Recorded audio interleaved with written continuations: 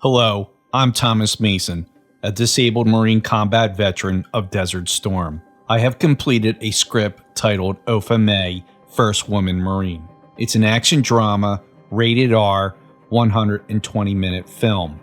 This is about the first woman to join the Marine Corps, which occurred after the Battle of Belleau Wood in World War I. It's the pinnacle of the American suffrage movement, and nothing is working. The Marine Brigade in France has lost half of their total strength, either wounded or killed in action. The 1,100 casualties in 1 month of combat exceeded the combined losses of Marines killed in action in its previous 146 years. This opened the door for women to join the Marines and has been a mainstay since 1918. Opha May Johnson is historically the first woman to have joined the Marines. This simultaneously also took place during the height of the American women's suffrage movement.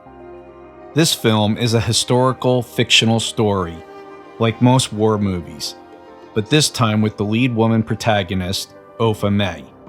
There will be a number of antagonists to defeat, the opposition to women's suffrage and equality, and the factually historic Paris gun, a German weapon of terror targeting the French capital.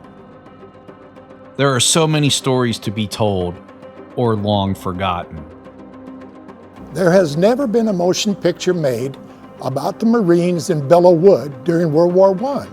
At the beginning of the Battle of Belleau Wood in June 1918, as the Marines began to arrive, a French officer told the Marines to retreat. Upon hearing this, Captain Lloyd Williams of the Marines replied, "Retreat! Hell, we just got here!"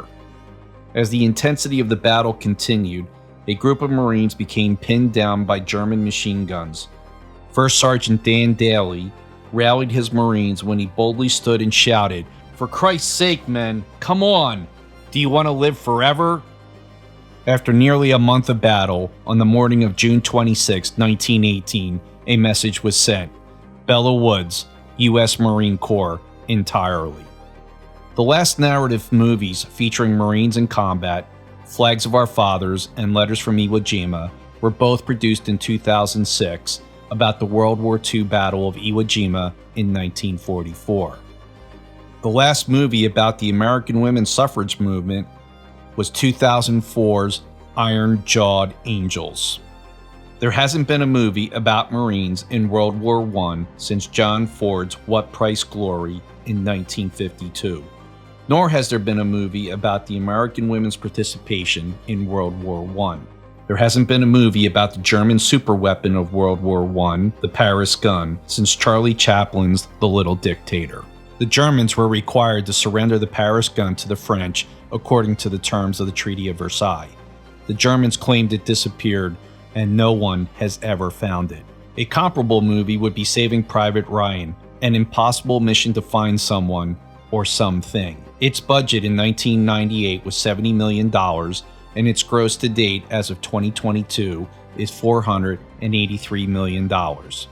In addition to the Marines having the best uniforms, our history is what instills the Marine Corps to the elite status that it enjoys today since our founding on 10 November 1775 at Tun Tavern in Philadelphia, Pennsylvania. A visual survey on any given day will result in seeing more Marine Corps stickers on vehicles than all other services combined. This is why Marines will go see a well-produced film about Marines in any historical aspect.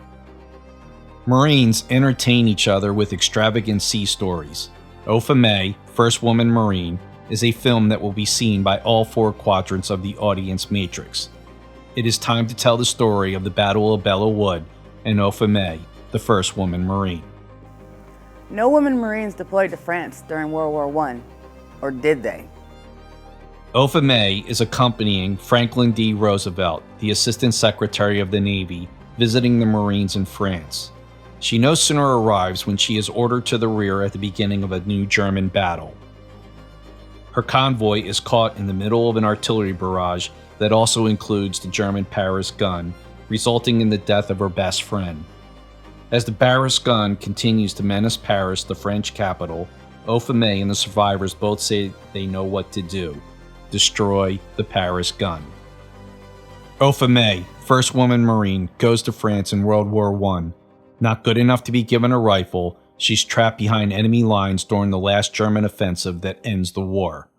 She's untrained for the mission, no one told her to do it, and it's dangerous. It's time to tell this story. I have the completed script of an epic American war story.